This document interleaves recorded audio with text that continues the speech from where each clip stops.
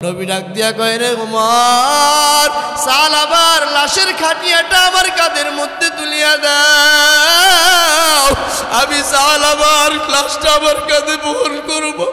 কত বড় ভাগ্যবান সাহাবী! নবী ডাক দিয়া কয়, ওমর, তার লাশের খাটিয়াটা আমার কাঁধের মধ্যে দাও। হযরত ওমর বলেন, নবীজির কাঁধেও খাটিয়া দেওয়া হলো। আমরাও বড় বড় সাহাবীরা সালাবার খাটিয়াটা বহন করলাম। তাকাইয়া দেখি জমিনের মধ্যে আমরা সবাই পাটা জমিনের মধ্যে পুরাপুরি ফালায় ফালায় হাঁটতেছি, কিন্তু মায়ার নবীর দিকে তাকায় দেখলাম নবী আমার জমিনের মধ্যে পুরা পাটা ফালায় না, নবীজি জমিনের মধ্যে বৃদ্ধাঙ্গুলি দিয়া, পায়ের বৃদ্ধাঙ্গুল দিয়া বর দিয়া দিয়া দিয়া কষ্ট কষ্ট করে সামনে আগায়। ডাক দিয়া বললাম, পয়গম্বর, আপনি কেন জমিনের মধ্যে পুরাটা পা ফালান না? আপনি কেন জমিনের মধ্যে কষ্ট করে করে বৃদ্ধাঙ্গুলি দিয়ে হাঁটতেছেন? ডাক দিয়া বলেন, ওমর, আমার সালাবার প্রতি আমার আল্লাহ এত খুশি, এত খুশি, আমার আল্লাহর খুশিতে আসমানের জমিনের সমস্ত ফেরেশতারাও খুশি হয়ে গেছে। আল্লাহ পাক রব্বুল আলামিন বলেন, এরে গোলাম, সিজদা করবি একমাত্র আমি আল্লাহর কদমের মধ্যে সিজদা দিবা। আল্লাহ নবী বলেন, এরে দুনিয়ার উম্মত, তোমরা মাজারের সিজদাগার বানাইও না। সিজদা যখন দিবা একমাত্র জমিনের মধ্যে সিজদা দিলে আল্লাহকে সিজদা দিবা। হিন্দু, বৌদ্ধ, ইহুদি, খ্রিস্টানরা যখন তাদের ভগবানের পায়ে গিয়ে সিজদায় পড়ে যায়, পাথরকে সিজদা করে, মাটির পুতুলকে তারা সিজদা করে, মাটির মূর্তিরে তারা সিজদা দেয়। বলেন না বাবা, এই মূর্তির কোনো কিছু দেওয়ার ক্ষমতা আসেনি। কেমন খোদারে সিজদা করে? খোদারে বানাইলো ভিতরে খেরকুটা দিয়া, পাশার মধ্যে দিল খোদা, ভিতরে দিল খেরকুটা, 10টা 12টা হাত লাগায় বলে, তুমি আমার খোদা। কথা কোন ঠিক না বেঠিক? যত কিছুই করুক না কেন বাবা, মূর্তির কোনো কিছু করার সামর্থ্য নাই, কারণ সে নিজেই চলতে পারে না, নিজেকে নিজে হেফাজত করতে পারে না। মূর্তিকে যখন ইবাদতের সময় মেয়াদ ফুরায় যায়, বুড়িগঙ্গার পাশে নিয়ে পাশার মধ্যে লাত্তি দিয়া ফালায় দেয়, কি দেয় না? কথা কয় না? পাশার মধ্যে একটা লাথি দিয়া ফালাইয়া দেয়, বুড়িগঙ্গা নদীর মধ্যে ভাসাইয়া। 24টা ঘন্টার মধ্যে মাটিগুলা গলিয়া গলিয়া খেরকুটাগুলা পানির মধ্যে যায় ভাসিয়া। তারে আবার বানাইছে বলে, সে আমার খোদা। এই খোদারে তুমি একবার আর দুইবার নয়, কিয়ামত পর্যন্ত যদি তার পায়ের মধ্যে সিজদায় পড়িয়া কান্দ, একটা চুল পরিমাণ নয়, সরিষার দানাটারে যদি 1 কোটি বার ভাগ করা হয়, 1 কোটিরে যদি আরো 1 কোটি ভাগাভাগি করা হয়, এই পরিমাণও উপকার তোমার ভগবান তোমারে করতে পারবে না। ঠিক কিনা? একমাত্র সমস্ত ক্ষমতার মালিককে। আরো জোরে বলেন, ক্ষমতার মালিককে। ওই আল্লাহ ডাক দিয়া বলেন, উসজুদু লি আদম, ও ফেরেশতারা তোমরা সিজদা করো, ও ফেরেশতারা তোমরা সিজদা করো। কারে সিজদা করবা? বলে, আদমের সিজদা দাও। আল্লাহ রব্বুল আলামিন অর্ডার করতে দেরি হইছে, ফেরেশতারা সিজদায় পড়িয়া পয়গম্বর আদমের সিজদা করতে দেরি হয় নাই।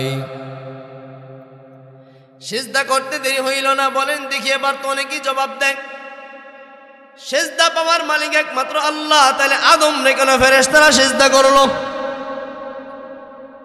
এবার বুঝেন বাবা, একটা হলো ইবাদতি সিজদা, মালিকের গোলামি করার সিজদা, আরেকটা হলো তাজিমি সম্মানের সিজদা। আল্লাহ পাক সিজদা করাইছে ফেরেশতাদেরকে। কারে? পয়গম্বর আদম রে, আমাদের আদি পিতা আদম আলাইহিস সালাতু ওয়াস সালামকে সিজদা করতে অর্ডার করছে ফেরেশতা করে। ফেরেশতারা সিজদা করছে। এই সিজদা কি এবার ইবাদতের সিজদা ধরা যাবে? এটা মুফাসসিরিনে কেরাম বলেন, এটা ইবাদতের সিজদা নয়, এটা হলো তাজিমি সিজদা, সম্মানের সিজদা। একজন সিজদা করে নাই, কে? এটা ইবলিস। দাঁড়াইয়া আমি সিজদা করব না। বলে, কেন রে ইবলিস, কেন? তখন তার নাম ছিল আজাজিল। নাম কি ছিল? আজাজিল, তুই সেজদা করলি না কেন? কারণটা কি? সেজদা বন্ধ হইল কেন? সবাই সেজদা দিল, তুই কেন দিলি না? বলে আল্লাহ, আমার যে রিসার্চ সেন্টার আছে, আমার যুক্তিতে আমি সেজদা দেওয়াটা আমার জন্য মানানসই হয় না। আমার যুক্তিতে সেজদা দেওয়া আমি তো দিব না। আমার যুক্তিতে সেজদা পেয়ে দিবে আমাকে আদম, আমি সেজদা পাওয়ার যোগ্য। বলে কেমনে রে বাবা, কেমনে রে শয়তান, কেমনে? আজাজিল আমারে বুঝাইয়া দে। আল্লাহর সামনে আজাজিল দাঁড়াইয়া কয়, আল্লাহ খলাকতানি মিন নার ওয়া খলাকাহু মিন তিন। আল্লাহ তুমি আমারে বানাইছো আগুন দিয়া, আর আদমেরে বানাইছো মাটি দিয়া। আমার আগুনের গতি কেমন? আগুনটা যখন প্রজ্বলিত করা হয়, আগুনের গতি উপর দিকে যায় কি যায় না? আর মাটি যখন হাত থেকে ছাড়া হয়, মাটির গতি নিচের দিকে চলে যায়। অতএব বোঝা গেল আমি ইবলিস, আমি আজাজিল উপরে, মাটি হলো নিচে। তাছাড়া আমি আগুন এমন একটা জাতি, আমি আগুন দ্বারা যার মধ্যে জ্বালাইতে চেষ্টা করা হয়, তাই মাটির মতো হাজারো হাজারো জিনিসকে সেকেন্ডের মধ্যে আমি আগুন জ্বালাইয়া তছনছ করে দিতে পারি। যুক্তির ব্যানার দেখাইছি ইবলিস, না না আমি আদমের সেজদা করতে পারবো না। কেন? একমাত্র কারণ আমার যুক্তিতে আমি আদমের সেজদা দিব না, আদম আমারে সেজদা করবে। যুক্তি দেখাইছে। এখন বুঝেন, এখন বলবেন, বুঝে থাকলে বলবেন, আল্লাহ পাক রব্বুল আলামিন আমাদের কি হন? আমাদের রব, রব্বুল আলামিন আমাদের প্রতিপালক, আমাদের আল্লাহ, আমাদের মালিক। রব যখন কোনো কিছু আদেশ করে, গোলামকে গোলামি করার জন্য এটা মানাটাই তার জন্য ইবাদত। আর যখন নাকি কোনো মখলুক যখন খালেকের সামনে যুক্তির ব্যানার দিয়া বলে, না এটা হলো না, ওটা হলো না, এটা আমি মানতে পারি না, এটা আমার পক্ষে মানা সম্ভব নয়, তাহলে এটা গোলামির মধ্যে পড়ে না, এটা গোলামির মধ্যে ধরা যাবে না। ঠিক না বেঠি? একজন দর্শী লোকে, সেটা একজন মহিলা, তাসলিমা নাসরিন, নাম শুনছেন আপনারা? বাংলাদেশের একজন মেয়ে, তাসলিমা নাসরিন তার নাম। বড় ডক্টরেট অর্জন করছে, বড় ডিগ্রি অর্জন করছে, বড় ডাক্তারনি হয়েছে, গাইনি ডাক্তার। চিকিৎসা করে, এক পর্যায়ে চিকিৎসা করতে করতে সে বের করলো, আমার পেট, আমার শরীর, আমি যেখান থেকে খুশি সেখান থেকে বীজ নিমু, কার বাপের কি? শোনেন নাই আপনারা? আমার পেট, আমার শরীর, আমার যত খুশি, যত ইচ্ছা আমি আমার বাচ্চা পেটে ধারণ করব। একজনেরটাই ধরতে হবে, এটা কোনো কথা নাকি? আমার শরীর, আমার মন মতো আমি ধরবো। আল্লাহ কি বললেন? আল্লাহ বলেন, এ দুনিয়ার বান্দিরা ভালো করে শুনে নাও, তোমার স্বামীর সঙ্গে তোমার বিবাহ হয়েছে, তোমার স্বামী ছাড়া অন্য কোনো পুরুষের সন্তান যদি তোমার গর্ভে যায়, এটা জারজ সন্তান, অবৈধ সন্তান। ইজাবার কবুলের মাধ্যমে যে স্বামীর সঙ্গে তোমার বিবাহ হইল, ওই স্বামীর বাচ্চা তোমার গর্ভে নেওয়াটা তোমার জন্য বড় বৈধ। এটা আমার আল্লাহর হুকুম, এটা মানার নাম ইবাদত। আর তাসলিমা নাসরিন বেশ্যা মহিলা, সে বলছে, না না না, এই বিধান আমি মানতে পারি না, এই বিধান আমি মানতে পারি না। আমার পেট, আমার শরীর, মন চায় তা করব, যাকে খুশি তারে দেব, যার সাথে মনে চায় তার সঙ্গে বিছানা শেয়ার করব, যারটা মনে চায় তারটা আমি পেটে ধারণ করব। এ কথা বলতে দেরি না দেরি হইতে হইতে কিছুদিনের মধ্যে তাসলিমা নাসরিন বাংলার জমিনে ঠাঁই হয় নাই। ঠিক না বেঠি? তাসলিমা নাসরিন বেশ্যা একটা নারী, সে বলছে, আমি আল্লাহর বিধান মানবো কেন? আমার মন মতো আমি বাচ্চা পেটে নিব। আল্লাহ বিধান দিছে কি, তোমার স্বামীর বাচ্চা তুমি পেটে ধারণ করো, তোমার স্বামীর সন্তান তুমি পেটে ধারণ করো, অন্য জনেরটা ধারণ করা যাবে না অবৈধভাবে। যেটা তুমি স্বামী বিবাহ ছাড়া যে পুরুষের সন্তান তোমার পেটে ধারণ করো না, ওটা তোমার সন্তান হতে পারে না, ওটা অবৈধ সন্তান, জারদ সন্তান। যেটা স্বামীর সংস্রবে মেলামেশার মাধ্যমে যে সন্তান তোমার গর্ভে আসবে, এটাই হলো তোমার সন্তান, আর এটাই হলো আমি আল্লাহর হুকুম, এটা মানার নাম হলো ইবাদত। আল্লাহর হুকুম মানার নাম কি? এই জন্য আল্লাহ পাক রব্বুল আলামিন বলেন, জমিনের মধ্যে আমি মানুষ বানাইলাম, জমিনের মধ্যে মানুষ বানানোর পর তাদেরকে বড় শ্রেষ্ঠত্ব দান করেছি। আল্লাহ বলেন, ওয়ালাকাদ কাররামনা বনি আদম, আমি বনি আদম বানাইলাম, বনি আদমরে বানাইয়া আমি বড় শ্রেষ্ঠত্ব, বড় মর্যাদা দিয়েছি। এই শ্রেষ্ঠত্ব আমাদের ধরে রাখা দরকার, আছে না নাই?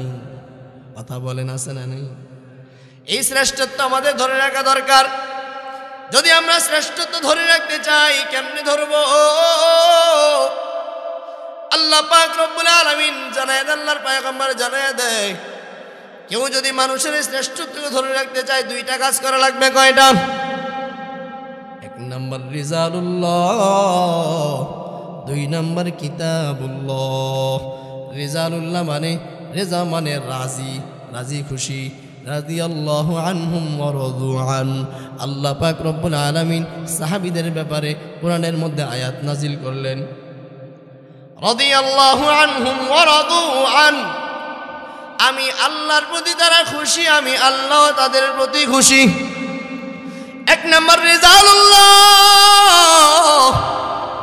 রিজালুল্লাহ মানে আল্লাহর প্রিয় মাহবুব বান্দা যারা, তাদের সংস্পর্শে থাকা, তাদের মোহাব্বত অন্তরে লালন করা, তাদের সোহবতে থাকা। এবার বুঝে থাকলে বলেন রে বাবা, জমিনের মধ্যে রেজালুল্লাহ মানে সবচেয়ে প্রিয় বান্দা একজন, তিনি কে? মানুষের মধ্যে একজন শ্রেষ্ঠ বান্দা আছে, তিনি হলেন পয়গম্বর আরবি মুহাম্মদুর রাসূলুল্লাহ সাল্লাল্লাহু আলাইহি ওয়াসাল্লাম। তিনি হলেন আমার আপনার সকলের পয়গম্বর, তিনি হলেন আল্লাহর রেজালুল্লাহ। আল্লাহর রেজালুল্লাহ মানে আল্লাহ ওনার প্রতি রাজি খুশি, উনি হলেন আল্লাহ তাআলা প্রিয় বান্দা, উনি হলেন আল্লাহর শ্রেষ্ঠ মাহবুব বান্দা। ওই বান্দাকে রাজি খুশি রাখা, ওই বান্দার সংস্পর্শে, ওই বান্দার সোহবতে থেকে নিজের জীবনটা পরিপূর্ণ করা। কেমনে করবা, কেমনে করবা? রেজালুল্লাহ পয়গম্বর, আল্লাহর পয়গম্বর আরবি মুহাম্মদুর রাসূলুল্লাহ সাল্লাল্লাহু আলাইহি ওয়াসাল্লাম, পয়গম্বর আরবি, আপনার আমার প্রিয় নবী, মায়ার নবী রাহমাতুল লিল আলামিন। ওনার সুন্নতগুলোকে জীবনের মধ্যে ফিট করা, আপনার আমার জীবন আদর্শের মধ্যে পয়গম্বরের আদর্শকে ফিটিং দেওয়া। যদি আল্লাহর নবীর সুন্নত, আমার সুন্নত দ্বারা তোমার আমার জীবনটা পরিপূর্ণ করতে পারি রে গোলাম, আপনার আমার জীবনটা যদি সুন্দর বানাইতে পারি, নবীজির আদর্শ দিয়া যদি আমার আপনার জীবনটা গুছাইতে পারি, তাহলে আপনার আমার নাম রেজালুল্লাহ পয়গম্বর আরবি মুহাম্মদুর রাসূলুল্লাহর পরিপূর্ণ খাঁটি উম্মতের মধ্যে নাম লেখা হয়ে যাবে।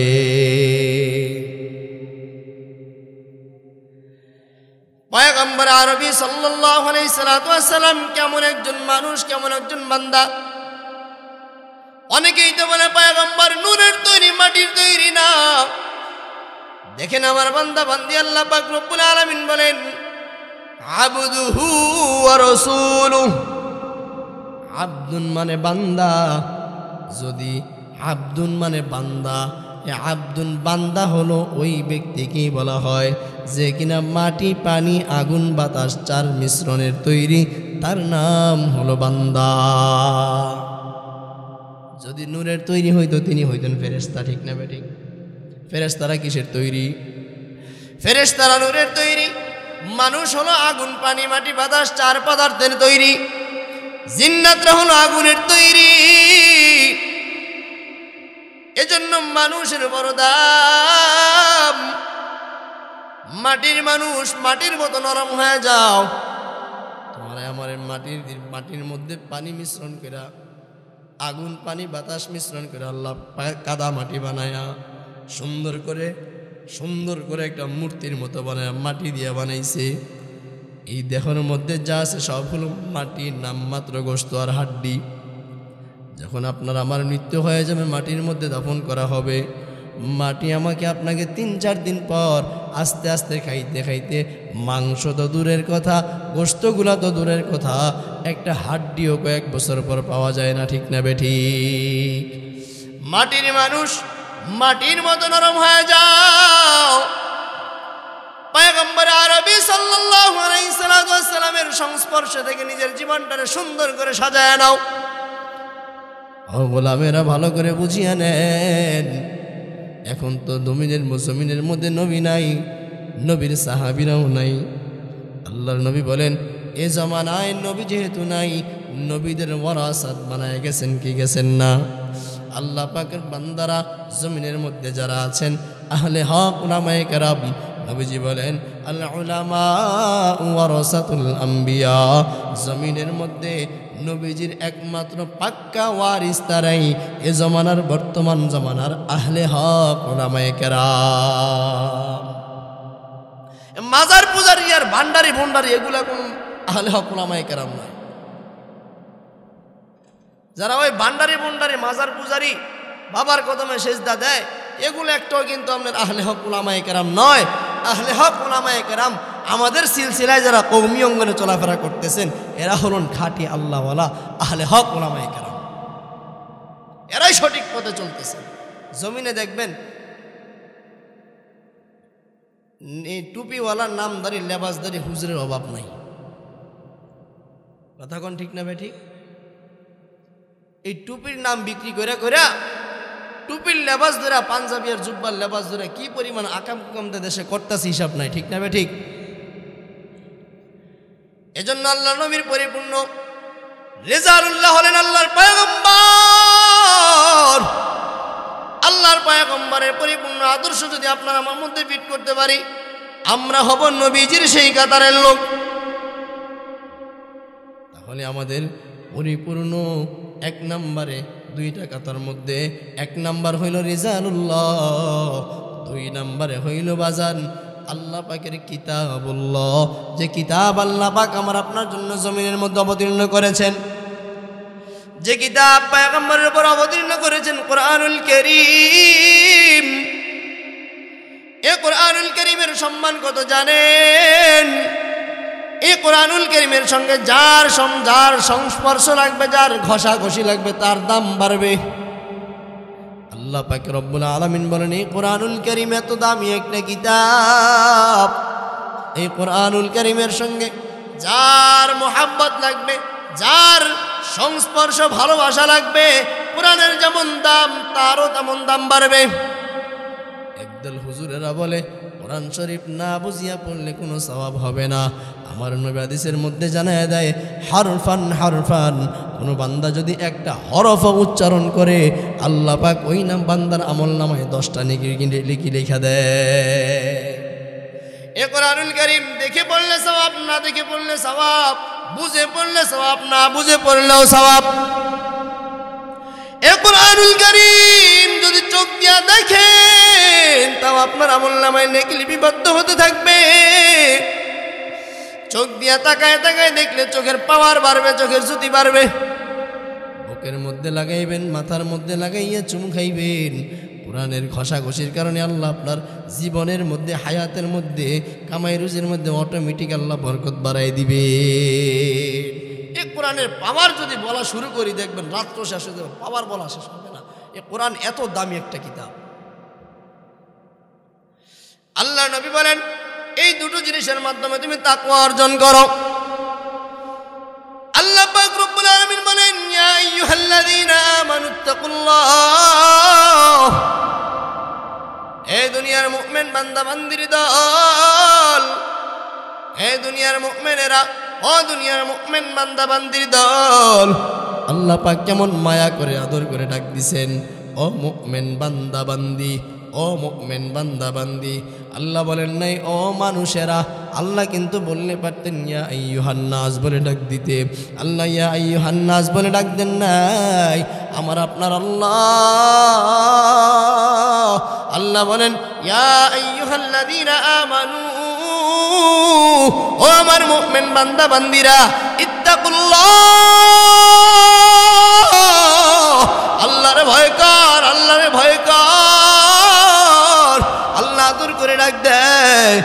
মুমিনের কেমন দেখবেন সন্তানেরা যখন নাকি বেশি প্রকার দুষ্টামি করে, অনেক সময় বাবা মা সন্তানের পিঠে হাত দিয়ে হাত বুলায় বুলায় কয়, বাবা দুষ্টামি করিও না, আব্বু তুমি দুষ্টামি করিও না, বলে কি বলে না?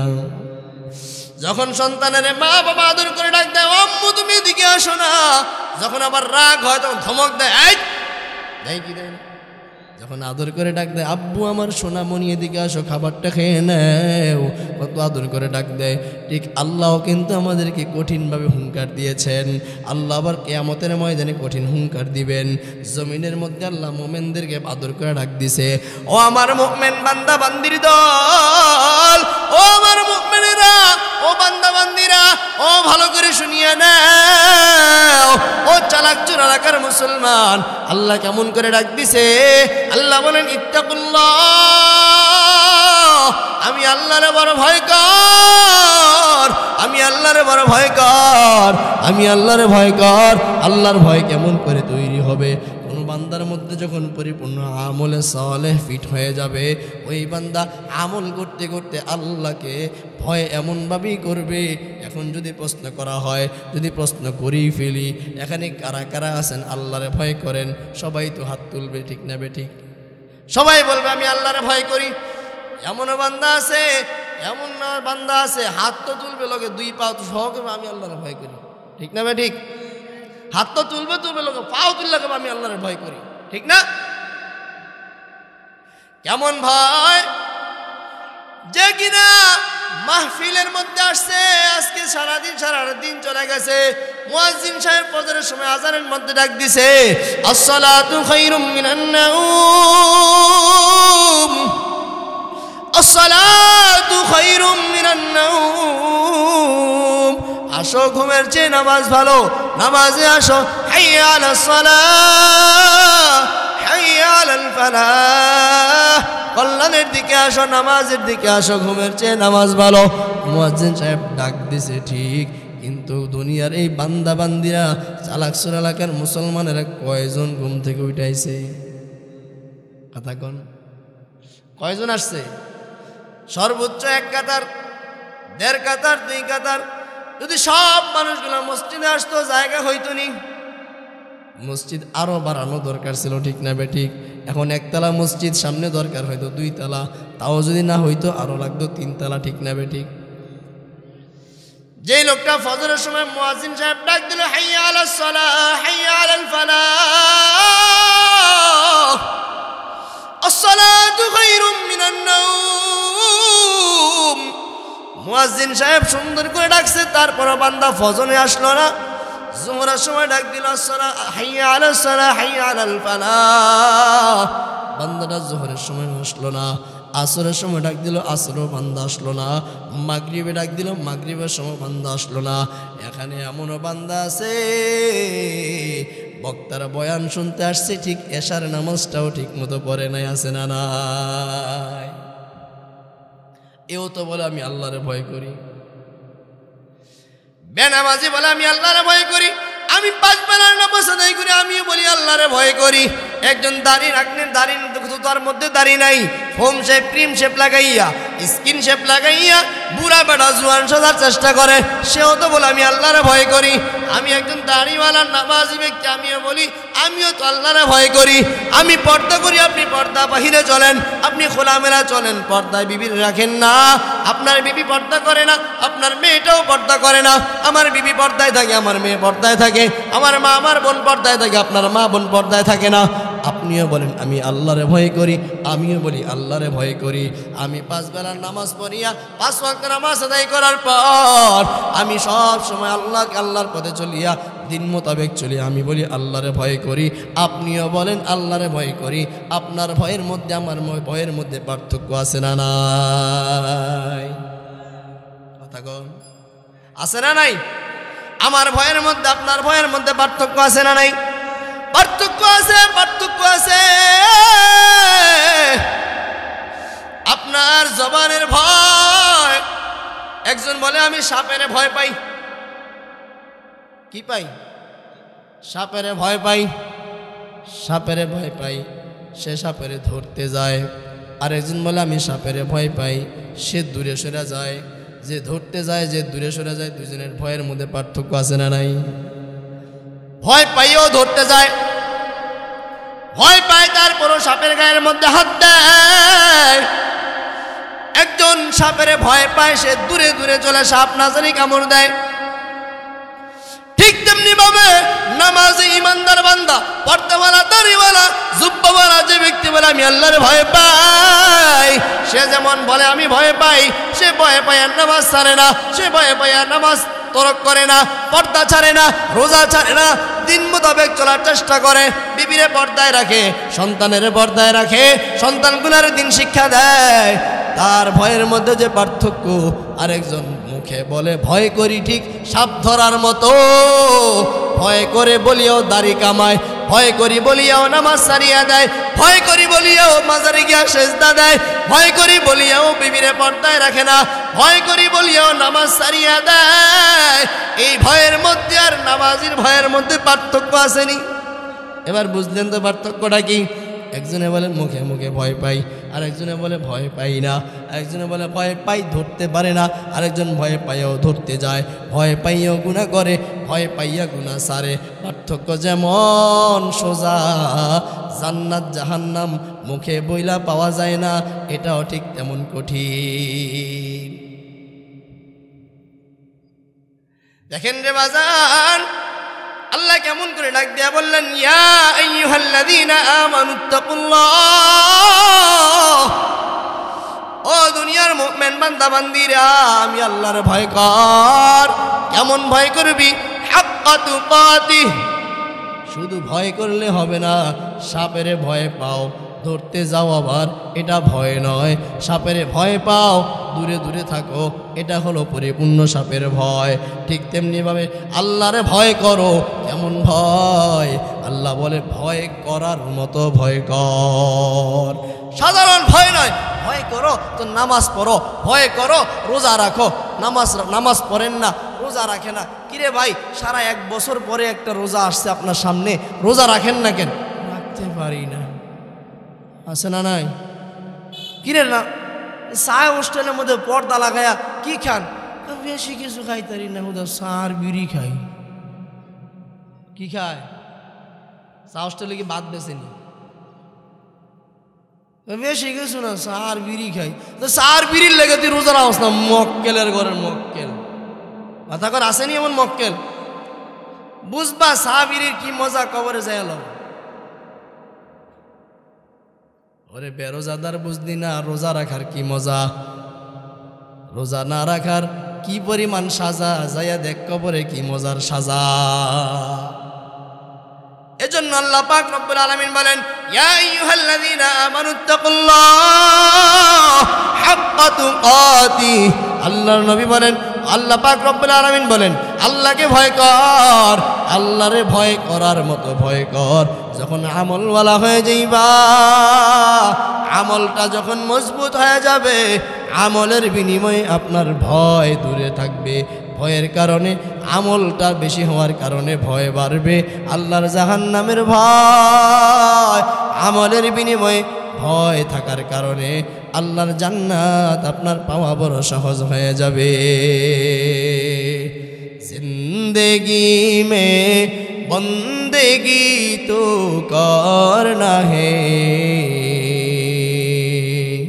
জিন্দেগি মে বন্দেগি তো করনা হে,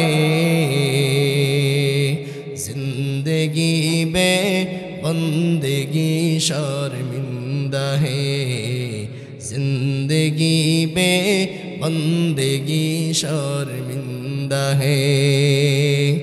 आए थे हम कुछ न कुछ खरीदने को,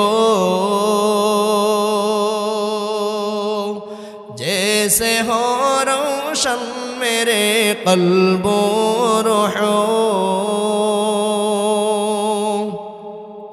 आए थे हम कुछ न कुछ खरीदने को,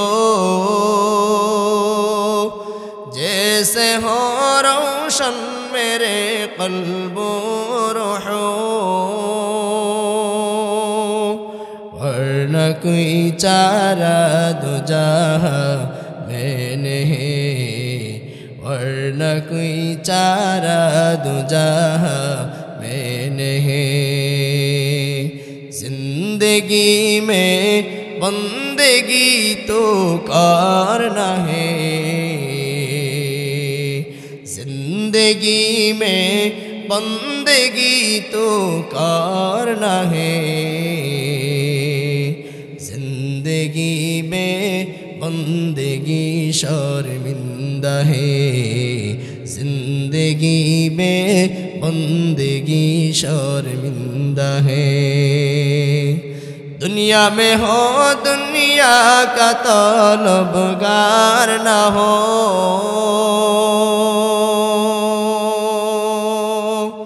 बाजार से गुजरे हो खरीदार न हो। ये दुनिया एक मिसल कागज फूल है, ये दुनिया एक मिसल कागज फूल है। जिंदगी में बंदगी तो करना है, जिंदगी में बंदगी तो करना है, जिंदगी में बंदगी शर्मिंदा है, जिंदगी में बंदगी शर्मिंदा है। बोलें ना मरहबा। আমল আমল যদি ঠিক মতো করতে পারেন, আল্লাহ পাক রব্বুল আলামিন বলেন আমল যদি বান্দা ঠিক মতো করতে পারো, আমলের বিনিময়ে তোমার নেকের পাল্লা ভারী হবে, অন্তরে তাকওয়া জমা হবে। অন্তরে যদি তাকওয়া জমা হয়, অন্তরে তাকওয়া জমা হওয়ার কারণে, আল্লাহর ভয় জমা হওয়ার কারণে বান্দা তোমার গুনাহ করতে মনে চাবে না, বান্দা তোমার রমজানের রোজা ছাড়তে মনে চাবে না, বান্দা তোমার এক ওয়াক্ত নামাজও মিস দিতে মনে চাবে না। ঠিক না বেঠিক? এরে গোলাম, আল্লাহ পাক রব্বুল আলামিন বলেন তাকওয়া অর্জন কর, আল্লাহর ভয় অন্তরে লালন কর, আল্লাহর ভয় অন্তরে লালন কর। আল্লাহর ভয় কেমন? আল্লাহর ভয় করবা। আল্লাহ বলেন আল্লাহকে ভয় করার মতো ভয় করো। পয়গম্বরের সাহাবীরা কেমন ভয় করেছেন আল্লাহকে? পয়গম্বরের একজন প্রিয় সাহাবী, আদরের বড় সাহাবী, যুবক সাহাবী হযরতে সালাবা রাদিয়াল্লাহু তাআলা আনহু, হযরতে সালাবা রাদিয়াল্লাহু তাআলা আনহু আল্লাহ পাক পয়গম্বরের, আল্লাহর পয়গম্বরের আদরের একজন যুবক সাহাবী, তরুণ যুবক সাহাবী, বৃদ্ধ নয়, ছোট নয়, যুবক বয়সের একজন সাহাবী, আমাদের মতন টকবকে যুবক সাহাবী। এই যুবক সাহাবী রাস্তা দিয়ে চলতেছেন, কোথায় জানি যাবেন, যাওয়ার পথে দেখেন কেমন তাকওয়া, কেমন তাকওয়া, অন্তরের মধ্যে কেমন তাকওয়া। যাইতেছিলেন, যাওয়ার পথে প্রতিমধ্যে তাকাইয়া দেখে বাতাসে একটা বাড়ির সামনে দিয়ে যাইতেছিলেন, বাতাসে হঠাৎ করে গোসলখানার মধ্যে একটা পর্দা ছিল, একটা গোসলখানার পর্দাটা বাতাসে হঠাৎ করে উঠায় ফেলাইছে। পয়গম্বরের সাহাবীর সালাবার নজরটা হঠাৎ করে ওই বাড়ির ওই গোসলখানার দিকে চলে গেছে, নজরটা অনিচ্ছায়। বাতাসে যখন সামনে একটা কিছু নাড়া দেয়, নজর যায় কি যায় না? সালামা তাকায় দেখতেছে গোসলখানার মধ্যে একজন যুবতী নারী গোসল করতেছেন, গোসল করতেছে যুবতী একজন নারী। অনিচ্ছায় চোখটা যাওয়ার পর ইস্তেগফার করিয়া নজরটায় ফিরে নিয়ে আসছে, সাথে সাথে বাতাসে আবার পর্দাটাও ফালাই দিছে। দেখেন দিলের মধ্যে কেমন তাকওয়ার মেশিন চলতেছে, নিজে নিজে ভাবতেছে, নিজে নিজে খুব ভাবা চিন্তা করতেছে, এই যে আমার নজরটা চলে গেছে, যদি আল্লাহ পাক রব্বুল আলামিন জিব্রাইল পাঠাইয়া পয়গম্বরকে জানায়া দেয়, ও পয়গম্বর আপনার প্রিয় সাহাবী সাহাবা তো বেগানার দিকে নজর দিয়ে ফেলছে, কেমন ভাবনা চিন্তা দিলের মধ্যে, ভাবনা নিয়ে ঘুরতেছে তারা, গভীর চিন্তার মধ্যে মগ্ন হয়ে আছে। ডাক দিয়া বলে, অন্তরে জিজ্ঞাসা করে, অন্তর তুমি যে তাকায় দেখলা, তুমি যে তাকায় তাকায় একটা মেয়ের দিকে দেখলা রে বান্দা, আজকে যদি পয়গম্বরের কাছে আল্লাহ পাক জিবরাইলের মাধ্যমে নালিশ পাঠায় দেয়, তাহলে তোমার সাহাবা কি উপায় হবে? না জানি আল্লাহর জাহান্নাম তোমার জন্য বরাদ্দ হয়ে যায় রে সাহাবা। সাহাবা টেনশনে পড়ে গেছে, এবার ভাবতেছে না না, আমি আর বাকি জীবনে পয়গম্বরের সামনে আমি আর যাব না, আমি নবীজির সামনে আর যেতে চাই না। লজ্জা লজ্জা না জানি পয়গম্বর জানিয়ে যায়, পেরেশানি ভয়, আল্লাহর ভয় অন্তরের মধ্যে ঢুকে গেছে। আল্লাহ না জানি আমার ক্ষমা না করে, না জানি আমার নবীর কাছে আল্লাহর জিবরাইল পাঠায় দেয়, আমার ব্যাপারে সব কিছু জানায় দেয়। এই কথা চিন্তা করিয়া সাহাবা বাড়িতেও যায় নাই, ডাইরেক্ট দৌড় দিয়া পাহাড়ের উপতদেশে গিয়া জঙ্গলের মধ্যে ঢুকিয়া গিয়া রাত্রে বেলা দিনের বেলা কান্না করে, আল্লাহ আমি বড় অপরাধ করেছি রে মালিক, তুমি আমার গুনাহগুলো মাফ করে দাও। আয় আল্লাহ, অনিচ্ছায় আমার নজর চলে গেছে বেগানার দিকে রে মালিক। একদিন আর 2 দিন নয়, দীর্ঘ প্রায় 40 দিনের কাছাকাছি সময় হয়ে গেছে।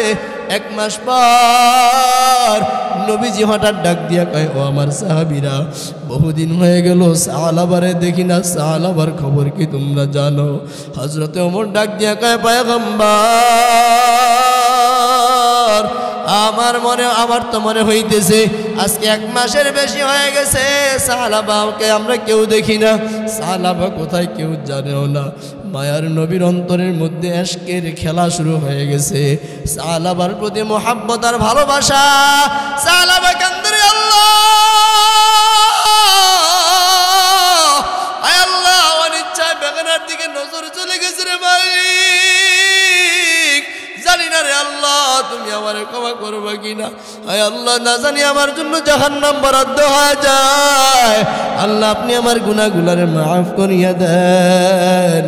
সাহাবা কান্দে, সাহাবা কান্দে, নবীর অন্তরের মধ্যে সাহাবার প্রেম ভালোবাসা তৈরি হয়ে গেছে। বলে, ওমর যাও, যেথায় পাও সাহাবারে খুঁজে নিয়ে আসো।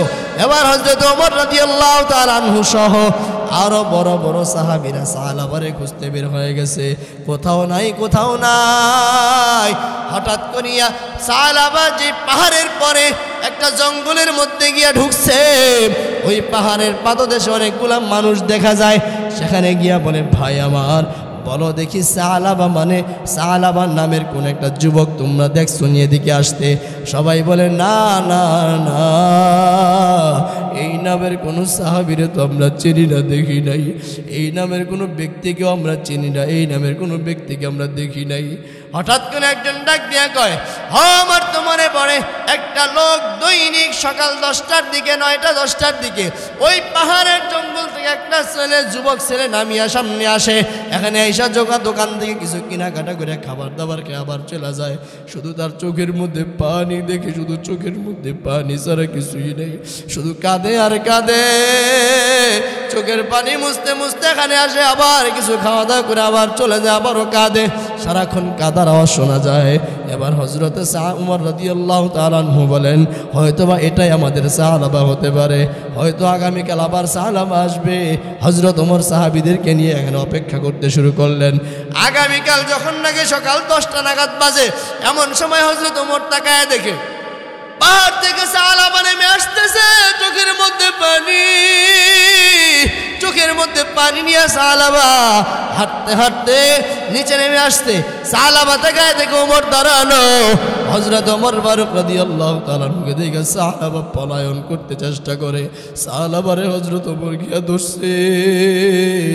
হযরত ওমর সাহাবারে ধরে কয়, ওমর সাহাবা ভয় পাইস না, তুই ভয় পাইস না, কেন এখানে আসছো? আজকে 1 মাসের বেশি হয় নবী তোরে দেখে না, তোর কপাল বড় ভালো। এরে সাহাবা, তোর কপাল বড় ভালো, তোর কপালটা বড় ভালো, কারণ তাকাইয়া দেখ মায়ার নবীর অন্তরের মধ্যে তোর প্রেম, তোর প্রেমের আগুন জ্বালা শুরু হয়ে গেছে। মায়ার নবী আমাদেরকে তোরে খুঁজতে পাঠাইছে, 1 মাস ধরে তুই কেন এখানে আসছো? সাহাবা ডাক দিয়া কয়, ভাই ওমর, আমারে আল্লাহ মাফ করবিনি, জানি না আমি নবীর সামনে লজ্জায় মাথা নত হয়ে যাবে, যাইতে পারবো না।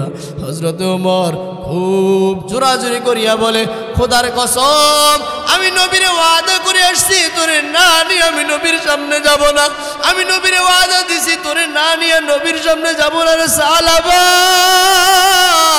চল চল মায়ার নবী তোর মদিনায় তোর জন্য অপেক্ষা করে। নবীজির সাহাবী হযরত ওমর সালাবার টানিয়া টানিয়া টানিয়া টানিয়া লয়ে গেছে, যেমন নাকি পুলিশেরা জেলখানার আসামির টানিয়া টানিয়া লয়ে যায়, ঠিক তেমনিভাবে সালাবারেও হযরত ওমর টানিয়া টানিয়া লয়ে গেছে। নবীর সামনে দাঁড়ানোর পর সালাবা কান্দে, নবীর সামনে দাঁড়াইয়া সালাবা চোখের পানি ছেড়ে দিয়া বলে, নবী আমার আমি তো বড় অন্যায় করেছি, আল্লাহ আমারে মাফ করবেনি, আল্লাহ আমারে ক্ষমা করবেনি গো মায়ার নবী রাহমাতুল আলামিন। নবীজি ডাক দিয়া বলে, রে সালাবা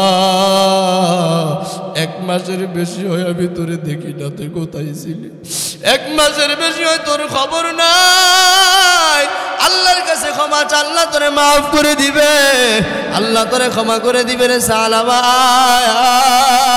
কত বড় ভাগ্যবান সালাবা। নবীজি উরুটা বিছাই দিয়া বলে, আমার রানের উপরে আমার উরুর উপরে শুয়ে বিশ্রাম কর, দীর্ঘদিন তোরে আমি দেখি না রে সালাবা, আজকে তুই আমার রানের উপরে মাথাটা ফলা একটু বিশ্রাম কর। হযরতে সালাবা একবার ওইটা এদিক সেদিক দৌড়াদৌড়ি করতে চায়, আবার নবীজি টান দিয়া শোয়া দেয়, আবার ওইটা চলে যেতে চায়, আর শুধু কান্দে কান্দে, আল্লাহ আমারে মাফ করে দাও। আবার অনিচ্ছায় বেগানার দিকে নজর চলে গেছে, বেগানা নারীর দিকে অনিচ্ছায় নজরটা যাওয়ার কারণে সালাবা গড়াগড়ি করে কান্না করতেছে। হঠাৎ করে সালাবা ডাক দিয়া কয়, ওগো মায়ার নবী, আমার পিঠের মধ্যে পিপিলিকার মধ্যে কি যেন একটা হাঁটতেছে। নবী আমার তাকায় দেখে ডাক দিয়া কয়, রে সালাবা কালেমা শাহাদাত পড়, তোর কপাল বড় ভালো, আজরাইল এসে হাজির, কালেমা শাহাদাত পড়। হযরতে সালাবা রাদিয়াল্লাহু তাআলা আনহু কালেমা শাহাদাত পড়তে পড়তে পড়তে না পড়তে নবী তাকায় দেখে প্রাণ পাখি নাই, সালাবার প্রাণ পাখি উড়াল দিয়া চলিয়া গেছে।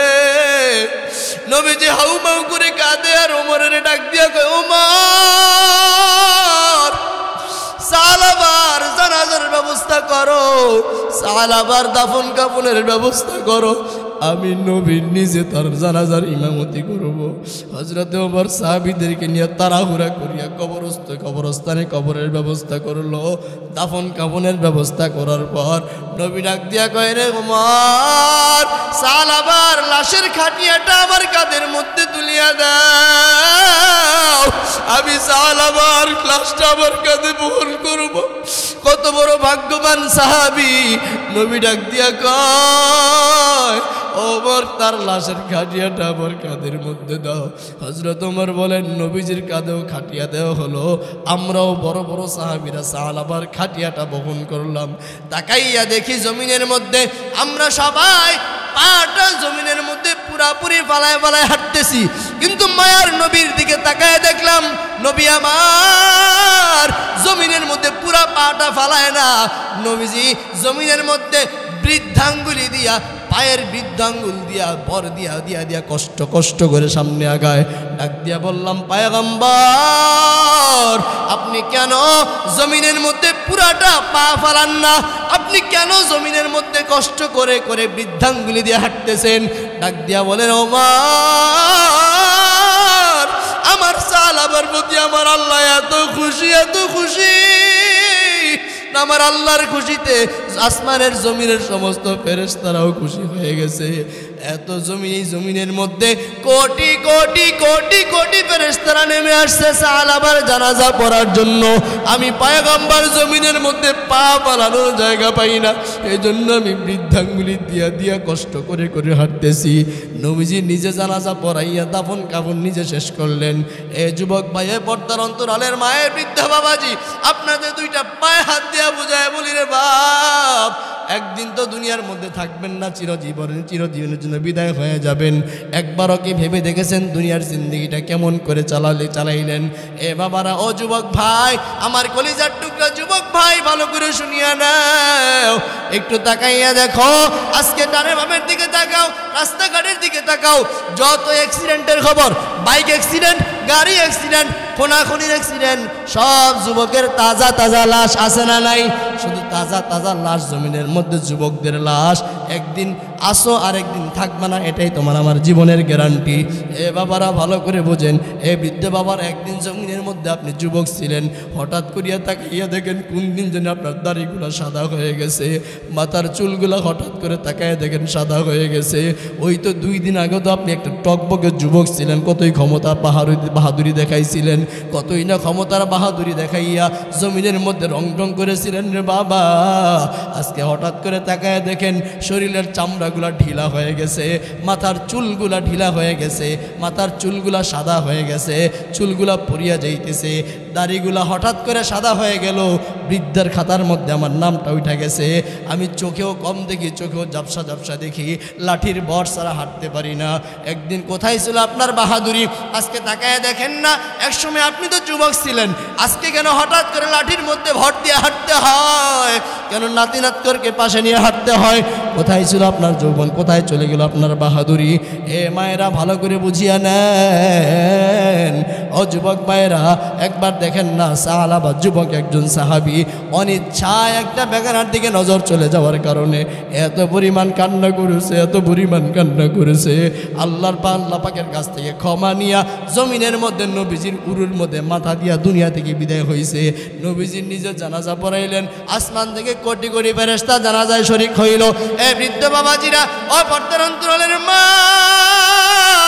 একটু ভাবিয়া দেখেন না রে মা, আপনিও তো একদিন যুবতী নারী ছিলেন, একদিন স্বামীর ঘরে আসছেন, সারা নতুন রঙের লাল রঙের শাড়ি পরিয়া, সোনা দানা গয়না কত কিছুই না পরিয়া, একদম টকবকে একটা পরীর মতন সাজ দিয়া স্বামীর ঘরে আসছেন। একটা দিন আছে, আজকে আছেন, আগামীকাল এমন একটা সাজ হবে আপনার জন্য, আপনি যখন প্রাণ পাখিটা উড়াল দিয়া চলিয়া যাবে, শেষ বিদের সাজ আপনার একটা সাজাবে, তখন আর লাল শাড়ি দিবে না, নীল শাড়িও দিবে না, সোনা দানাও দিবে না, অলঙ্কারও দিবে না, আপনাকে 5টা টুকরা সাদা কাপড়ের শাড়ি দিয়া প্যাকেট বানাইয়া আপনারে চিরতরে বিদায় দিয়া দিবে। আপনার ইন্তেকালের পর আপনার প্রাণের স্বামী আপনার ঘরের মধ্যে জায়গা দিবে না। আপনার কলিজার টুকরা সন্তানেরা বলবে, এই লাশটা তাড়াতাড়ি বাহিরে নাও, আমার সন্তান ছোট ছোট বাচ্চারা ভয় পায়, তাড়াতাড়ি মায়ের লাশটা বাহিরে নিয়ে যাও, তাড়াতাড়ি লাশটা বাহিরে সরাও, নিয়ে খাটিয়ার মধ্যে শোয়াইয়া একটা চাদর দিয়া ঢাইকা দাও, পিঠের নিচে একটা কাঁথাও থাকবে না, এত রং বেরঙের বেডশিটও থাকবে না, বালিশ থাকবে না। একটা সময় গোসল দিতে গিয়া পরনের কাপড়গুলো আপনার খোলা রেখে দিবি রে মা। একবারও কি ভেবে দেখেছেন দুনিয়ার রং তামাশা কতদিন আছে, কতদিন দিন হঠাৎ করে চলিয়া যাবেন? একবারও চিন্তা করলেন না কাল কিয়ামতের ময়দানে আপনার পাশে কেউ থাকবে না। আল্লাহ পাক রব্বুল আলামিন বলেন, ইয়াউমা ইয়াফিরুল মারউ মিন আখিহি ওয়া উম্মিহি ওয়া আবিহি ওয়া সাহিবাতিহি ওয়া বানিহি। আল্লাহ পাক রব্বুল আলামিন বলেন, দুনিয়ার বান্দা বান্দিরা, ওই কাল কিয়ামতের ময়দানে মিজানের পাল্লায় নাকি যখন আপনার আমার আমলনামার ওজন দেওয়া হবে, ওজন দেওয়ার পর যখন নাকি আমলনামা হাতের মধ্যে আসবে, যদি আমার আপনার আমলনামা ভালো হয়, ভালো আমলনামা আসলে ডান হাতের মধ্যে আমলনামা দিয়ে দিবেন, আর যদি আমলনামা খারাপ হয় আল্লাহ ডাক দিয়া বলবে, রে ফেরেশতা, এই নাফরমানের আমলনামা ডান হাতে দিবি না বাম হাতে দে? বাম হাতে তো দিবি এমনি এমনি দিবি না, তার আমলনামাটা পিছন দিক দিয়ে নিয়ে দে। বলে আল্লাহ, হাত তো সামনের দিকে, পিছনে কেমনি নিয়ে দিব? এবার আল্লাহ বলবে, এই নাফরমানের বুকের মাঝখান দিয়ে একটা ছিদ্র করিয়া দে, ছিদ্র করিয়া বাম হাতটা বুকের মাঝখান দিয়া ঢুকাইয়া পিছন দিয়া বের করিয়া তার হাতের মধ্যে মধ্যে আমলনামা দিয়া দেয়। আল্লাহ পাক রব্বুল আলামিনের ফেরেশতা ডাক দিয়ে বলবে, আল্লাহ এই বান্দার চেহারা তো সামনে ঘুরানো, হাত তো পিছে, কেমনে আমলনামা দেখবে? আল্লাহ ডাক দিয়া বলবে, রে ফেরেশতা দেখার জন্য ব্যবস্থা কর। কেমনে করব? বলে তার ঘাটটারে মুচুর দিয়া ঘুরাইয়া পিছন দিকে ফিরাইয়া দে, আমলনামা নিজেরটা নিজে দেখে নে। এরে বাবা, এরে পর্দার অন্তরালের মা, ওই সময় যখন নাকি একটা আমলের শর্ট হয়ে যাবে, এমন সময় দৌড়াইয়া যাইবেন বাবার কাছে, বাবা আমার একটা নেক আমল দাও। আল্লাহ পাক প্রথমে ভাইয়ের কথা বললেন, ভাই ইয়াউমা ইয়াফিরুল মারউ মিন আখি, ভাই তার ভাইকে দূরে সরাই দিবে। কারণ জমিনের মধ্যে ভাইয়ের জন্য ভাইয়ের ভালোবাসা কত বেশি। জমিনের মধ্যে বড় ভাইরা বাবা হারানোর পরে, বাবার ইন্তেকালের পর জমিনের মধ্যে সন্তানদেরকে ছোটদেরকে লালন পালন করার জন্য বড় ভাইয়ের কাঁধে দায়িত্ব আসে। বড় ভাই লেখাপড়া না করিয়া, মানুষের মতো মানুষ না হইয়া ছোট ভাইদেরকে পরিপূর্ণ মানুষ বানায়। কষ্ট করে খেতে খামারে কাজ করে, ঠিক মতো নিজের জীবনের পরিচর্যা করে না। ছোট ভাইদেরকে মানুষ বানাই দিকে নিজের জীবনটা শেষ করিয়া দেয়। ওই বড় ভাই এত কষ্ট করার পর, ছোট ভাইদেরকে লালন পালন করার পর, যখন নাকি ছোট ভাইটা হঠাৎ মধ্যরাতে একটা বিপদের সম্মুখীন হইয়া আরো নেতার কোনো সন্ত্রাসের হাতে যদি পড়িয়া যায়, ফোনের মধ্যে কল বাজতেছে, কল রিসিভ করার পর বলে, অমুকের ভাই আপনি? বলে হ্যাঁ। বলে কি হয়েছে? বলে আপনার ভাইয়ের উপর অত্যাচার চলতেছে, বলে জলদি টাকা নিয়ে আসেন, আপনার ভাইকে বাঁচান। এমন সময় দৌড়াইয়া বড় ভাইয়ের সঙ্গে ছোট ভাইয়ের যতই দ্বন্দ্ব থাকুক না কেন, এই দ্বন্দ্বর কথা বলিয়া বড় ভাই একটা দৌড় দিয়া মধ্যরাত ডাক দিয়া গিয়া বলে, আমার ভাইটারে মারবি না। এই ছোট ভাইটারে মানুষ বানাইতে গিয়া তার কত প্রস্রাব পায়খানা গায়ের মধ্যে লাগাইছি, এই ছোট ভাইটারে মানুষ বানাইতে গিয়া কতইটা কষ্ট করেছি। ঠিক মতো 3 বেলার খাবার খাইতে পারি নাই, ঠিক মতো আমি নিজের পোশাকের পরিচ্ছন্নতাও রক্ষা করতে পারি নাই। আমার এই ছোট ভাইটারে মারিস না, বরং আমারে মার, আমার ছোট ভাইটারে ছেড়ে দে। কালকে কিয়ামতের ময়দানে আপনার আদরের ছোট ভাই আপনার পাশে দাঁড়াবে না। ইয়াউমা ইয়াফিরুল মারউ মিন আখি ওয়া উম্মিহি ওয়া আবি, আপনার মা আপনার পাশে থাকবে না, আপনার বাবা আপনার পাশে থাকবে না। বলবেন, রে বাবা, ও মা, জমিনের মধ্যে কতই না কষ্ট করেছি, আপনাদেরকে ভরণ পোষণ দিয়েছি, আপনাদেরকে 3 বেলার খাবার খাওয়াইছি, আপনাদেরকে কষ্ট করে লালন পালন করেছি রে মা। আজকে আমার একটা আমলের বড় শর্ট, ও মা আপনি আমার একটা আমল দিয়ে সহযোগিতা করেন, ও বাবা আমার একটা আমল দিয়ে সহযোগিতা করেন। কিন্তু রে বাবা তাকায় দেখেন, ওই সময় বাবা আপনাকে সন্তান বলে অস্বীকার করবে, মাও আপনার সন্তান বলে অস্বীকার করবে, প্রাণের ছোট ভাই বোন আপনাকে অস্বীকার করবে, ভাই বলবে অস্বীকার করবে, ভাই নাই, ভাই নাই, আমার বাবা নাই, আমার মা নাই। জমিনের মধ্যে এই প্রাণের স্বামীর জন্য কতই না কষ্ট করেছেন রে মা। একবার চিন্তা করে দেখেন, আপনার প্রাণের স্বামীটাও আপনার ধোঁকা দিবে, আপনার থেকে দূরে সরে যাবে, অস্বীকার করবে, জমিনে আমি বিয়ে শাদী করি নাই, আমার আপনার থেকে দূরে চলে যাবে। ওই সময় একটা আমলের বড় প্রয়োজন। একটা আমল যদি হইতো জান্নাতে যাইতে পারতেন রে মা, একটা আমলের কারণে জাহান্নামী হয়ে যাইতেছেন। এই জন্য এখনো সময় আছে, এখনো সুযোগ আছে রে মা। সন্তানগুলার আদর্শ সন্তান বানায়া যান, সন্তানগুলার আদর্শওয়ালা সন্তান বানায়া যান, নবীজির পরিপূর্ণ সুন্নত ওয়ালা আদর্শ জীবন দান করিয়া যান, সন্তানগুলার পরিপূর্ণ একটা আলেম হাফেজ বানায়া যান, দিনদার বানায়া যান। আপনার সন্তানের ডাক্তার বানান, ডক্টর বানান, ইঞ্জিনিয়ার বানান, কোনো বাধা নাই। তবে একটা দাবি থাকলো রে মা, একটা দাবি থাকলো রে বাবা, সন্তানটার প্রাথমিক শিক্ষা কোরআনের শিক্ষা দিবেন। দেখবেন যদি প্রাথমিক শিক্ষাটা কোরআনের শিক্ষা দেওয়া হয়, বড় হওয়ার পরে ডাক্তার হওয়ার পরেও সে একটা আদর্শ ডাক্তার হবে, সে একটা ইঞ্জিনিয়ার হবে, আদর্শ ইঞ্জিনিয়ার। আমার জমিনের মধ্যে আদর্শ ডাক্তারের বড় অভাব, আদর্শ ইঞ্জিনিয়ারের বড় অভাব, আদর্শবান বড় বড় মানুষের বড় অভাব। এজন্য বলি আপনার সন্তানরা আদর্শবান বানাইতে গেলে আপনার মার কোনো বিকল্প নেই রে মা। কারণ জমিনের মধ্যে যত আল্লাহওয়ালা হয়েছে সব মায়ের অবদান, জমিনের মধ্যে যত নবী আসছে সব মায়ের অবদান। এই জমিনের মধ্যে যত নবীরা আসছেন ওনাদের মাও তো মা, আপনিও তো মা, ওনাদের মায়েরাও মা, আপনিও মা, নবীদের মাও মা, সাহাবীদের মাও মা, আপনিও মা, কোরআনে হাফেজদের মাও মা, শাহজালাল ইয়ামানির মাও তো মা, আপনিও তো মা, মেরে মা বাইজিদ বুস্তামির মাও তো মা, আপনিও তো মা, আমার মাও মা, আপনিও মা। এরে মা আপনার মনটা কি চায় না একটা কোরআনে হাফেজের মা হয়ে কবরে যান? এরে মা আপনার মনটাকে চায় না একটা আলেমের মা হয়ে কবরে যান। এরে বাবারা আপনার মনটাকে চায় না আপনি একটা আলেমের মা বাবা হয়ে কবরে যান। আপনার জানাজার নামাজটা আপনার সন্তান পড়াবে, আপনার কি মনটা চায় না? এরে বাবারা এখনো সময় আছে, এখনো সময় আছে, তওবা করেন, এখনো সময় আছে, তওবা করেন। আল্লাহ বলেন ইয়া আইয়ুহাল্লাযীনা আমানুত্তাকুল্লাহ হাক্কা তুকাতিহি ওয়া লা তামুতুন্না ইল্লা ওয়া আনতুম মুসলিমুন।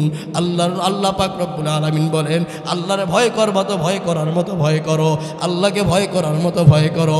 কেমন ভয় করবা? সামান্য কোনো ভয় নয়, আল্লাহর ভয় করার মতো ভয় করো। সাবধান রে মুসলমান, না হইয়া কবরে কিন্তু আসিও না।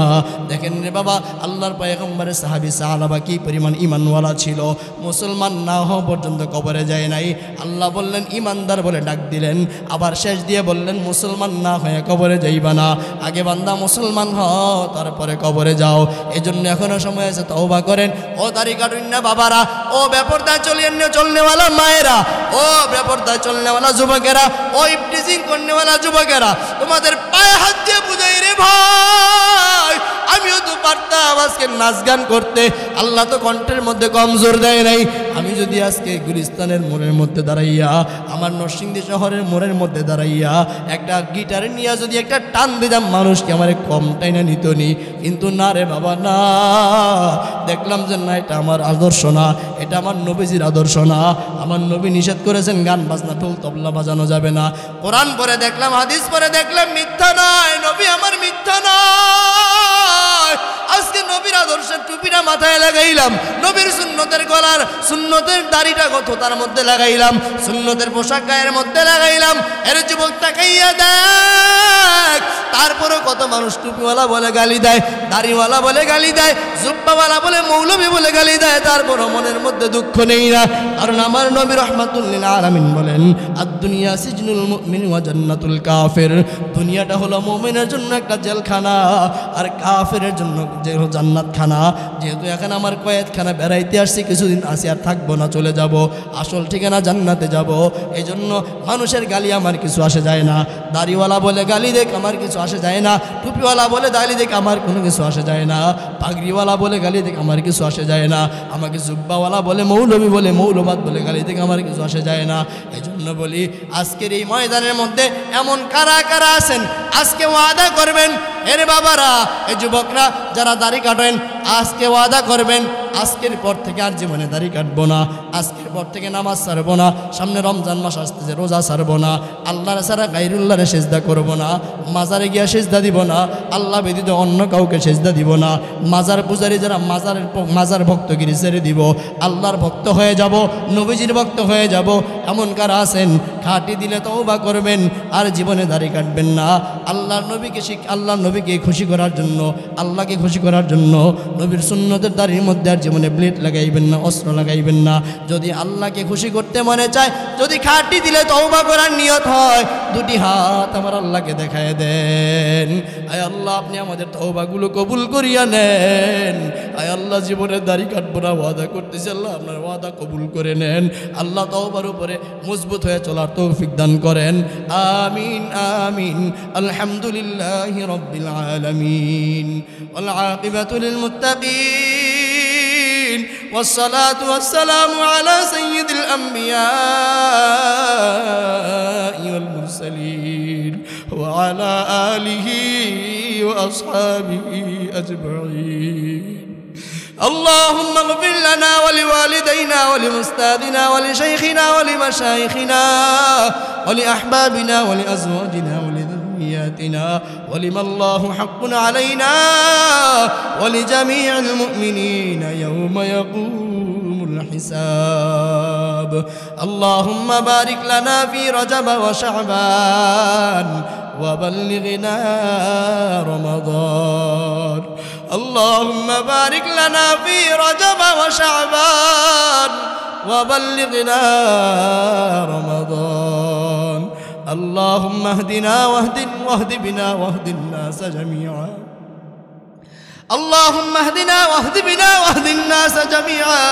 اللهم انصرني في مصيبتي واخلفني خيرا منها اللهم انصرني في مصيبتي واخلفني خيرا منها رب العالمين আল্লাহ রহমতের নজর দিয়ে তাকাইয়া দেখেন আল্লাহ রব্বুল আলামিন আয় আল্লাহ চালাকচর সৈয়দ বাড়ির এই জমিনের মধ্যে আজকে আমি গুনাহগার আপনার কিছু বান্দা বান্দীদেরকে নিয়ে আপনার কিছু পেয়ারা বান্দা বান্দীদেরকে নিয়ে আপনার শাহী দরবারে হাত বাড়াইলাম আয় আল্লাহ আপনি দয়া করে মায়া করে আমাদের জীবনের গুনাহগুলো মাফ করিয়া দেন আয় আল্লাহ যা কিছু আমল করা হয়েছে যা আলোচনা করা হয়েছে আয় আল্লাহ রব্বুল আলামিন ভুলভ্রান্তিগুলা ক্ষমা করে দিয়া জীবনের সমস্ত ভুলভ্রান্তিগুলা ক্ষমা করে দিয়ে আপনি কবুল করিয়া নেন আয় আল্লাহ একটুকু সর্বপ্রথম আকায়ে নামদারে তাজদারে মদিনা জনাবে মুহাম্মদুর রাসূলুল্লাহ সাল্লাল্লাহু আলাইহি সাল্লামের রওজাতে পৌঁছায় দেন রব্বুল আলামিন আল্লাহ বাবা আদম আলাইহিস সালাতু ওয়াস সালাম থেকে নিয়ে অর্ধ মুনাজাত পর্যন্ত যত মানুষ জমিন ছেড়ে অন্ধকার কবরে শায়িত আছে আল্লাহ আয় আল্লাহ সকলের কবরটা জান্নাতের বাগান বানায় দেন আল্লাহ সকলের কবরের মধ্যে আজকের হাদিয়াখানা পৌঁছায় দেন আল্লাহ রব্বুল আলামিন আল্লাহ এই সৈয়দ বাড়ির জমিনের মধ্যে আমরা যারা হাত উঠাইলাম আয় আল্লাহ জানি না আমাদের মধ্যে কার জানি জনম দুঃখিনী মা নাই কার জানি জনম দুঃখী বাবা নাই রে আল্লাহ আল্লাহ অনেকে তো বাড়িতে গিয়ে মা মা বলে ডাক দিবে দরজাটা খুলবে খানা খাবে আল্লাহ অনেক বান্দর এমন আছে এখান থেকে ঘরে গিয়ে আর মারে খুঁজে পাবে না মা মা বলে ডাকতে পারবে না অনেক বান্দা বান্দিরা তেমন আছে আজকের মসজিদ ভাঙার পর ঘরে গিয়া মাকে মা বলে ডাক দিবে মারে পাইবে না বাবারে বাবা বলে ডাক দিবে বাবার কোনো খবর পাবে না আল্লাহ যাদের মা বাবা এতিম মানে কবরে শায়িত হায় আল্লাহ তাদের মা বাবার কবরটা জান্নাতের বাগান বানায় দেন আল্লাহ রব্বুল আলামিন আল্লাহ সৈয়দ বাড়ি থেকে যত মানুষ অন্ধকার কবরে শায়িত তাদের সকলের কবরটা জান্নাতের বাগান বানায় দেন রব্বুল আলামিন আল্লাহ আল্লাহ চালাক ছেড়ে যত মুসলমান কবরে শায়িত আল্লাহ সকলের কবরটা জান্নাতের বাগান বানায় দেন হায় আল্লাহ তামাম দুনিয়ার যত মুসলমান নরনারী কবরে শায়িত সকলের কবরটা জান্নাতের বাগান বানায় দেন রব্বুল আলামিন যাদের পিতা মাতা জমিনে বেঁচে আছে মৃত্যু পর্যন্ত আমরা প্রাণ ভরে মা বাবার খেদমত করার তৌফিক দান করেন রব্বুল আলামিন আল্লাহ ফিলিস্তিনের জমিনের দিকে তাকাইলে বলে হয় কিয়ামত হয়ে গেছে আল্লাহ ছোট ছোট নাবালক বাচ্চারা কাঁদে মা মা বলে মা নাই বাবা নাই ইসরায়েলিদের গ্রেনেড হামলায় বোমা হামলায় মা হারাইছে বাবা হারাইছে ছোট ছোট বাচ্চারা কাঁদে আল্লাহ ছোট ছোট নাবালক বাচ্চারা কাঁদে অনেকে বৃদ্ধ বাবারাও কাঁদে সন্তান হারাইয়া হায় আল্লাহ এমনও তো খবর দেখলাম বাবা গেল সন্তান সদ্য নতুন নবজাতক সন্তান জমিনে আসছে বাবা গেল জন্ম নিবন্ধন মানাইতে আইসা থেকে ডাক্তারও নাই বিবিও নাই সন্তানও জমিনে নাই ইসরায়েলিদের গ্রেনেড হামলায় বোমা হামলায় নিঃশ্বাস হয়ে গেছে হায় আল্লাহ আর কত মানুষের রক্ত গেলে কত মানুষের প্রাণ গেলে ইসরায়েলের হামলা বন্ধ করাইবেন আল্লাহ আমরা জানি আমরা বড় গুনাহগার আমরা জানি আমাদের থেকে বড় গুনাহগার কেউ নাই সব আমাদের হাতের কামাইয়ের ফসল রে আল্লাহ আজকে আমরা হাতে কামাই করেছি গুনাহ সেই গুনার বিনিময়ে আজকে আমাদের উপর আযাব আসতেছে হায় আল্লাহ এত গুনাহ করেছি এত গুনাহ করেছেন আল্লাহ আল্লাহ গুনাহের দিকে তাকাইলে মনে হয় না জান্নাত পাবো হায় আল্লাহ ডান হাতের দিকে তাকাইলে গুনাহ বাম হাতের দিকে তাকাইলে বড় গুনাহ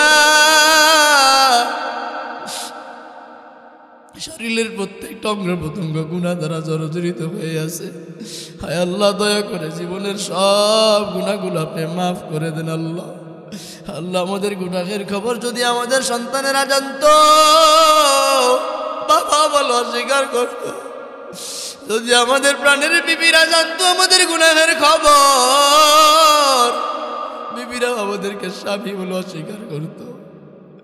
হায় আল্লাহ, মা যদি জানতো সন্তান বড় গুনাহগার, মাও সন্তান বড় অস্বীকার করতো। দুনিয়াতে সবাই বলে কারো কোনো স্বার্থ নাই, একমাত্র স্বার্থ ছাড়া ভালোবাসা শুধু মাই ভাসে। জমিনের মধ্যে তাকায় দেখলাম বড় কোনো গুনাহের খবর যদি মার কানে যায়, মাও সন্তানকে ত্যায্য পুত্র করিয়া দেয়, বাড়ি ছাড়া করিয়া দেয়, সন্তান বলে অস্বীকার করে। আল্লাহ, যেই মায়ের নার কেটে জমিনে আসলাম, ওই মাও তো আমাদেরকে দূরে সরায় দেয়। আল্লাহ, জমিনের সব দরজাগুলো ঘুরে ঘুরে দেখলাম, কোনো দরজা আমাদের জন্য খোলা নাই। আল্লাহ, আজকের এই বসতে আমার থেকে বড় গুনাহগার মনে হয় কেউ নাই। আল্লাহ, আমি হলাম সব থেকে বড় গুনাহগার। আল্লাহ, আমার গুনাহের কারণে মোনাজাত ফিরিয়ে দিয়েন না। আল্লাহ, আমাদের গুনাহের কারণে আমাদেরকে আপনি দূরে সরায় দিয়েন না।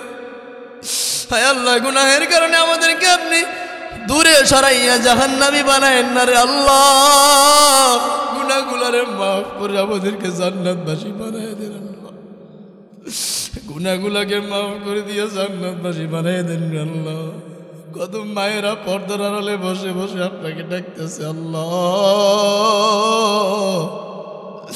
আমার সামনে বসা বাবার সমতুল্য বয়সী কত বাবারা ডাকতেছে আপনাকে আল্লাহ। কলিজার টুকরা যুবকরা ডাকতেছে আল্লাহ।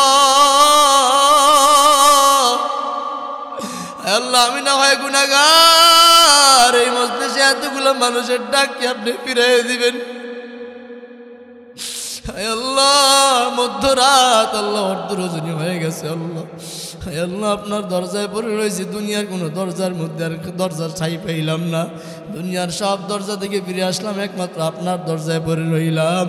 আল্লাহ, আপনি দয়া করে মাফ করিয়া দেন আল্লাহ। সকলের দরজা হইতে আল্লাহ ফিরিয়া আপনার ওই দরজায় রইলাম পড়িয়া, আপনার ওই দরজায় রইলাম পড়িয়া। রব্বুল আলামিন আল্লাহ, এই এলাকার মানুষগুলোর আপনি কবুল করিয়া নিন আল্লাহ। আয় আল্লাহ, এলাকার অনেক মানুষ প্রবাসী থাকে, তাদেরকে আপনি কবুল করে নিন আল্লাহ। কত মা কতদিন হয়ে গেল সন্তানের মুখটা দেখেন আল্লাহ। মায়ের মুখে আহার দেওয়ার জন্য, বাবার মুখে আহার দেওয়ার জন্য, সন্তানের বিবির মুখে আহার দেওয়ার জন্য আল্লাহ দুনিয়ার মানুষের মায়া ত্যাগ করিয়া দূর প্রবাসে পড়ে আছে আল্লাহ। ওই প্রবাসী ভাইদেরকে আপনি কবুল করে নেন আল্লাহ। তাদেরকে আপনি কুদরতি হাতে আপনি হেফাজত করেন আল্লাহ। সহি সালামতে কাজ কাম করার তৌফিক দান করেন আল্লাহ। মালিকের মন জগাইয়া দেশের জন্য কামাই করার তৌফিক দান করেন আল্লাহ। আয় আল্লাহ, সুস্থ অবস্থায় মায়ের কোলে ফিরাই দিয়েন আল্লাহ। এলাকার প্রবাসী ভাইদেরকে আপনি দিনের জন্য কবুল করে নেন আল্লাহ। সুস্থ মায়েদের সন্তানদেরকে আবার মায়ের কোলে আবার ফিরাই দিয়েন আল্লাহ। রব্বুল আলামিন, এলাকার প্রত্যেকটা মাদেরকে আপনি কবুল করে নেন আল্লাহ। প্রতিটা বাবাদেরকে আপনি কবুল করে নেন আল্লাহ। আল্লাহ, প্রত্যেকটা কলিজার টুকরা যুবক ভাইদেরকে কবুল করে নেন আল্লাহ। রব্বুল আলামিন, এই মাহফিলের আয়োজকদেরকে আপনি কবুল করে নেন আল্লাহ। আয় আল্লাহ, তরুণ তরুণ আলেম, সালাবার মতো তরুণ তরুণ যুবক মানুষ, আয় আল্লাহ তরুণ আলেম তারা, রব্বুল আলামিন, আপনার নবীর সাহাবী সালাবা, সেও তো যুবক ছিল রে আল্লাহ। আল্লাহ, আপনার রেজামন্দি হাসিল করিয়া আপনার রাজি খুশি নিয়ে দুনিয়ার থেকে বিদায় হয়েছে আল্লাহ। এই সকল যুবকদের হাতে আপনি দিনের ঝান্ডা দিয়া দেন আল্লাহ। আল্লাহ, তাদের দ্বারা দিন প্রতিষ্ঠা করার তৌফিক দান করেন আল্লাহ। এলাকার প্রতিটা সেক্টরে আল্লাহ আলেমদেরকে বসান, বাংলাদেশ শান্তির দেশ বানায় দেন। আল্লাহ বাংলাদেশকে সমস্ত আযাব গজব থেকে আপনি হেফাজত করেন আল্লাহ, জালেমের জুলুম থেকে আমাদেরকে হেফাজত করেন আল্লাহ, শত্রুতাম থেকে আমাদেরকে হেফাজত করেন আল্লাহ রব্বুল আলামিন। আমাদের সকলের মনের নেক তামান্নাগুলা কবুল করে নেন আল্লাহ। আয় আল্লাহ আমি গুনাহগারকে আপনি মাফ করিয়া আল্লাহ আজকের মোনাজাতকে কবুল করে নেন আল্লাহ। আয় আল্লাহ প্রত্যেকের মনের একটা নেক তামান্না জীবনে একবার হলো নবীজির রওজার পাশে যাওয়ার তৌফিক দান করিয়েন আল্লাহ। আয় আল্লাহ আপনার কাবার গিলাফ ধরে লাব্বাইক লাব্বাইক লাব্বাইক বলে হাজিরা দেওয়ার তৌফিক দান করিয়েন আল্লাহ। আল্লাহ আমাদের সকলকে আপনি মাফ করিয়া দেন আল্লাহ। আজকের মোনাজাতকে নবীজির তোফাইলে আপনি কবুল করিয়া নেন আল্লাহ। রব্বানা তাকাব্বাল মিন্না ইন্নাকা আনতাস সামিউল আলিম ওয়া তুব আলাইনা ইয়া মাওলানা ইন্নাকা আনতাত তাওয়াবুর রহিম। বিজুদি সুবহানা রাব্বিকা রাব্বিল ইজ্জাতি আম্মা ইয়াসিফুন ওয়া সালামুন আলাল মুরসালিন والحمد لله رب العالمين।